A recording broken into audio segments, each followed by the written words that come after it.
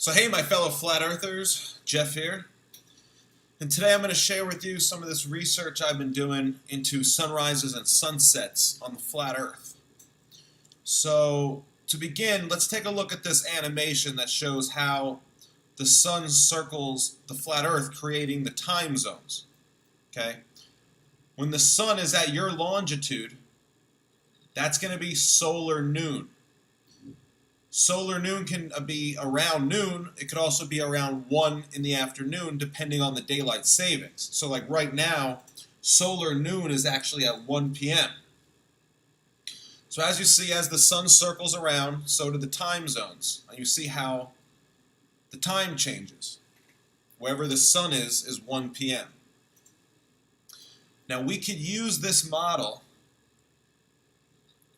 to plot out where the sun would be located during your sunrise and during your sunset.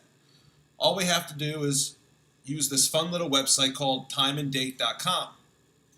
And I went on timeanddate.com and I looked up the sunrise and sunset times for March 21st, June 21st, and December 21st in 2 cities. I used Newark, New Jersey, and San Diego, California.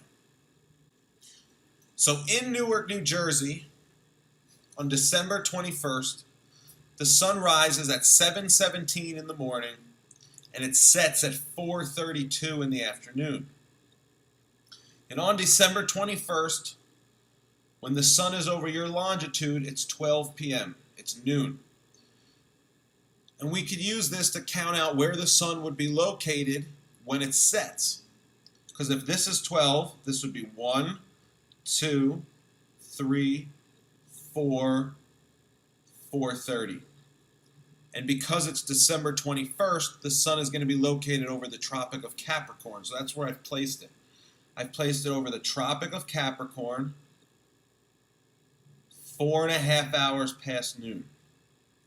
The sunrise, we could just count backwards. So if this is 12, we've got 11, 10, 9, 8, 7, and right here would be around 7:17.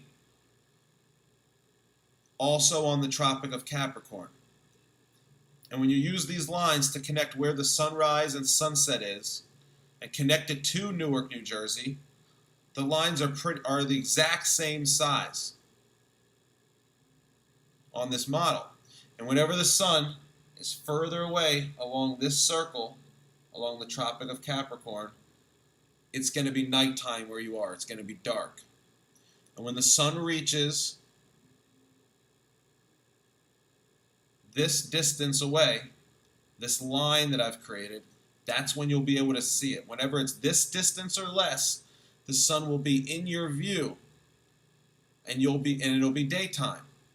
So we can move on to Newark, New Jersey on March 21st. On March 21st, you're at the equinox, so the sun is located over the equator. And we've got a sunrise of 7:10 in the morning. So solar noon is 1 p.m. We could count backwards. We go 1 p.m., 12, 11, 10, 9, 8, 7. So I put the sun at around 7:10 on the equator. The sunset is at 7:08 in the afternoon, so we can, once again, we'll just count over. This is 1 p.m., 2 p.m., 3 p.m., 4 p.m., 5 p.m., 6 p.m., 7 p.m., and 8 minutes, give or take. I know these diagrams aren't really to scale. I'm using suns that are much bigger than they would be in reality. If you see this little dot right here that I've placed, this little yellow dot, that would be the size of the sun to scale with this Earth. That little dot. But as you notice here, on March 21st, it's the same distance from Newark to sunrise, from Newark to sunset. These lines are an equal distance. And anytime the sun's on this part of the circle, it's going to be dark. And notice how at the equinox, it's essentially 12 and 12. 12 hours of darkness, 12 hours of daylight. So now we can move on to Newark, New Jersey on June 21st.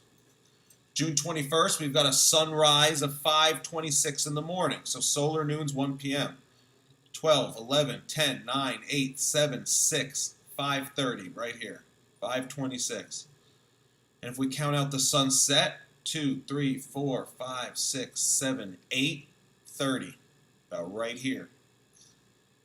And once again, the distance from Newark to sunrise to Newark to sunset, these distances, these lines I've made, are the exact same length.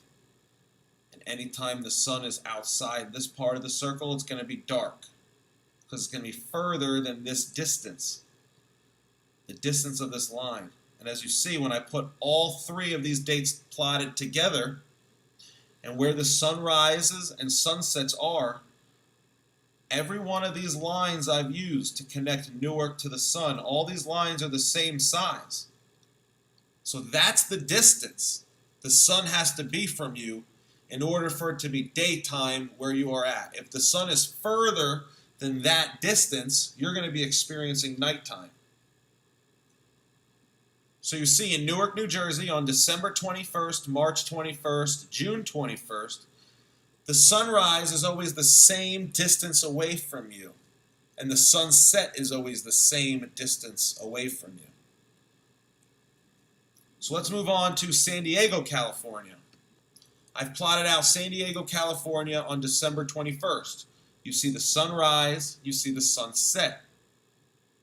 Now these lines I've used to connect San Diego to the sunrise and San Diego to the sunset are the exact same length I used for Newark. I just copied and pasted. I did not change the size of the lines.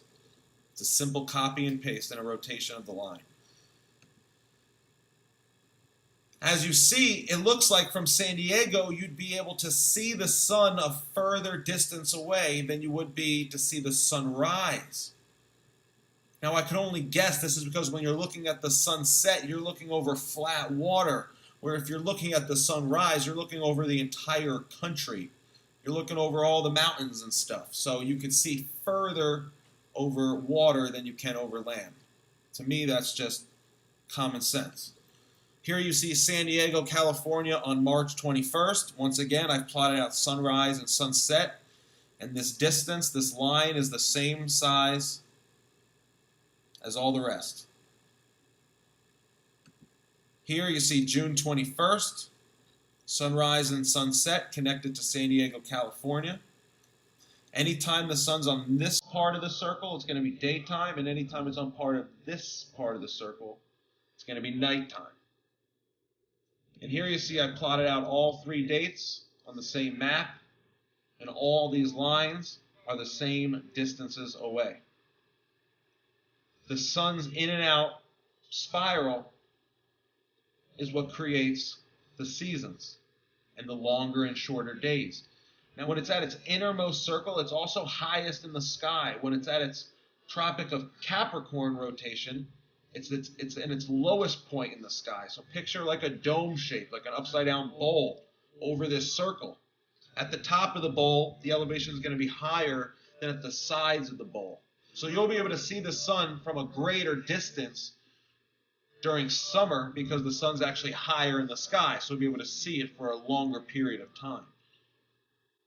Now, in one of my previous videos, I estimated the size of the Earth, and I used the official given circumference of the equator to calculate my diameter of the entire Earth. And they tell us that the circumference of the equator is roughly 24,900 miles. And using that figure, I calculated a diameter of this Earth being 15,860 miles. The equator has a radius of less than 4,000 miles, give or take.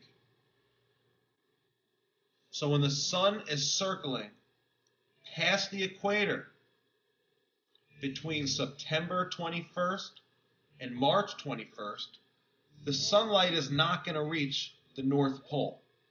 I tried to demonstrate it in this graphic here. if the sun is on the outside of the equator, that's going to be greater than 4,000 miles. Let's call it 4,200 miles.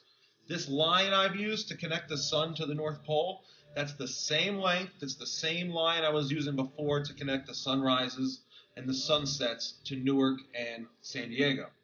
That's the distance that the sun has to be for you to have daylight. If the sun is further than that distance, you're going to have nighttime.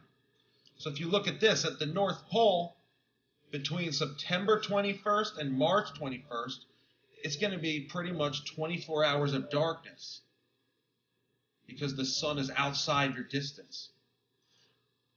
But between March 21st and September 21st, during the spring and the summer, that part of the year, the sun's going to be inside the equator. So you're going to get 24 hours of daylight because the radius that's being created by the sun's circle is going to be the same. The sun is going to be circling around you. You're not going to be witnessing it going up and down like you do in these other Arctic summer solstice shots that are taken from like Alaska. Alaska's slightly off center. So Alaska's never going to have a perfect like 24 hours. The sun's going to go up and down because it will get further and closer to you because you're not in the exact center of the circle. If you were in the exact center of the circle, like here in the North Pole, the sun is going to circle around you horizontally. It's going to move left to right. It's not going to move up to down. And you're not going to have day and night. You're going to have day or night. You're either going to have 24 hours of daylight, 24 hours of twilight, or 24 hours of darkness. There's not going to be one day of the year that's divided day and night at the North Pole. If you're at the exact center of the sun's circle, the radius is going to be even, and you're not going to have a day and night effect. What causes day and night is essentially the fact that you're not on the center of the circle. You're off center. And being off center, the sun gets closer and further away from you. And when this happens, you get day and night, and you get sunrise and sunset. What appears to be a sunrise or sunset, but really what's happening is the sun's just getting closer to you or further away. Here I made a little graphic of what it might look like at the exact North Pole on the summer solstice. If we follow the sun, it's just going to circle around us left to right. Right now my camera is just following the sun as it circles around the North Pole. It's not going to bob up and down like those Arctic summer solstice shots at Alaska, because Alaska is slightly off center. The sun's just going to move left to right. So I hope this video was informative. I hope you learned something. I hope you can apply it to your own flat earth research. Give me some feedback. Subscribe to my channel if you haven't already, and give me a thumbs up if you like this video.